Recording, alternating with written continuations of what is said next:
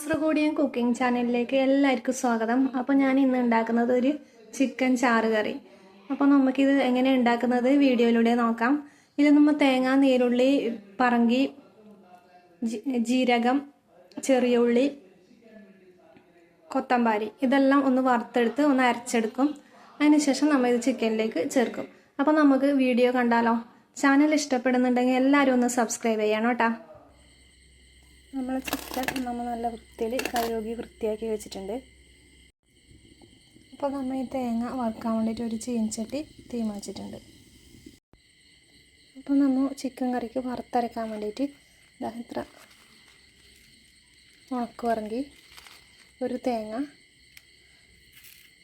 ഒരു കൊത്തമ്പാരി, കറിവേപ്പില, ജീരകം, ഇതെല്ലാം കൂടി ഒന്ന് വറുത്തെടുക്കണം. ചീനച്ചട്ടി ചൂടായി വന്നിട്ടുണ്ട്. ഇനി ഇതിലേക്ക് ഞാൻ ഈ തേങ്ങയെല്ലാം ചേർക്കുന്നു.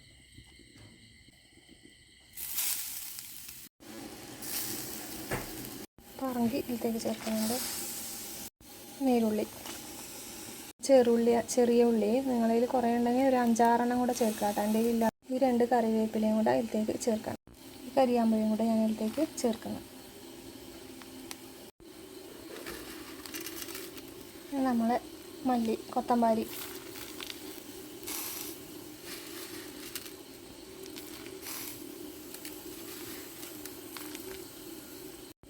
ഇനി ഇതെല്ലാം നമുക്കൊന്ന് വറുത്തെടുക്കണം. ഞാനിതിൽ എണ്ണ ചേർത്തിട്ടാട്ടോ, എണ്ണ ചേർക്കാതെ തന്നെ ഒന്ന് വറുത്തെടുക്കുന്നുണ്ട്.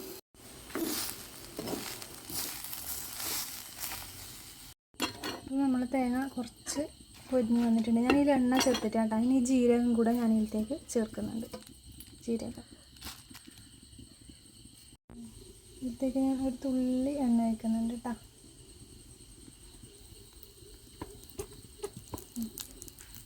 അപ്പോൾ നമ്മൾ ഇതെല്ലാം വറുത്തെടുത്തിട്ടുണ്ട്. നല്ല കരിയ വറുത്തേക്കാട്ടോ, എന്നാലും നല്ലൊരു ലെവലിൽ വറുത്തെടുത്തിട്ടുണ്ട്. നമുക്കിത് ഒന്ന് മിക്സിയിൽ അരച്ചെടുക്കണം.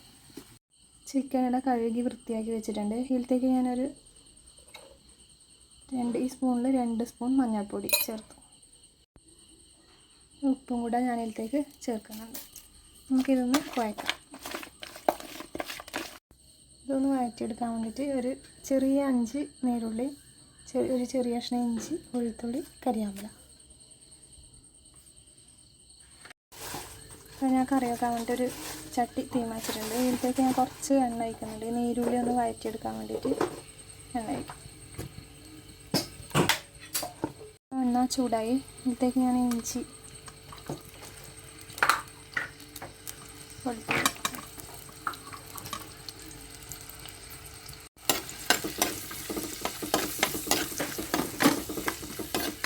ഇനി നമ്മളിലേക്ക് നീരുള്ളി, കറിവേപ്പില, ഇത് നമുക്കൊന്ന് വഴറ്റിയെടുക്കാം. തേങ്ങ നമ്മൾ അരച്ചെടുത്തിട്ടുണ്ട്. അപ്പോൾ നമ്മൾ നീരുള്ളി നമ്മൾ വഴറ്റി വന്നിട്ടുണ്ട്. ഇതിലേക്ക് നമ്മൾ ഈ ചിക്കൻ ചേർക്കണം.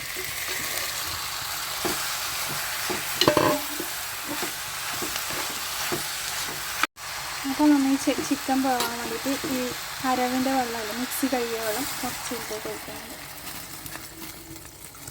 ഇനി നമുക്കിത് അരച്ച് വെക്കാം. ഇതൊന്ന് വെന്ത് കിട്ടണം.